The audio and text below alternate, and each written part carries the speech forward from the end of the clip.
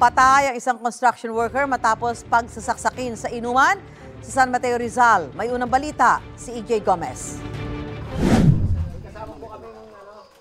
Sa maliit na bahay na ito sa Barangay Silangan, San Mateo, Rizal, natagpuan ng mga otoridad ang 40 anyos na lalaki na nagkahandusay at wala ng buhay gabi noong Sabado.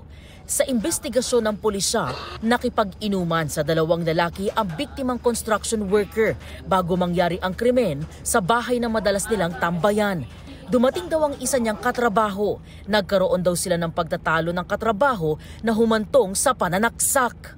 Base po sa investigasyon ng mga pulis, dumaan ito yung suspect. Tapos inalok nila ng tagay. Tapos dahil may dati na silang alitan, minasama ng suspect, kaya nagalit siya. Nahuwi sa pananaksak.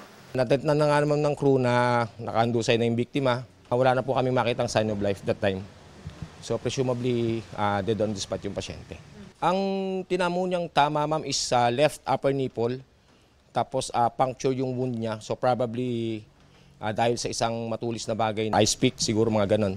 Kwento ng isang saksi, ilang beses nang nagtalo noon ang sospek at biktima dahil sa kanilang trabaho bilang construction worker.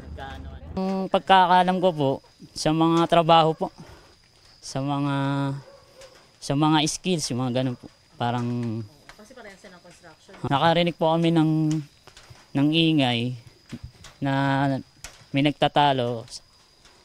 Narinig ko po na sabi, kung gusto mo, suntukan na lang tayo eh. Tapos po, pagpunta ko po dito sa pinangyarihan, nakita ko na lang po, nakahiga na yung biktima. Doon sa mga kainuman, nagyakap naman daw silang dalawa. So, hindi ngayon malaman kung yung pagyakap na yun, doon siya binira nung suspect. Kasi ang suspecha raw ng mga kainuman niya is natutulog lang kasi nakainom na nga. So late na nung makita nila na wala nang hininga yung pasyente. Patuloy na pinaghahanap ang tumakas na 42 anyos na sospek. Sinusubukan pa naming kunan ng pahayag ang kaanak ng biktimang nasawi. Ito ang unang balita. EJ Gomez para sa GMA Integrated News. Gusto mo bang mauna sa mga balita? Mag-subscribe na sa GMA Integrated News sa YouTube at tumutok sa unang balita.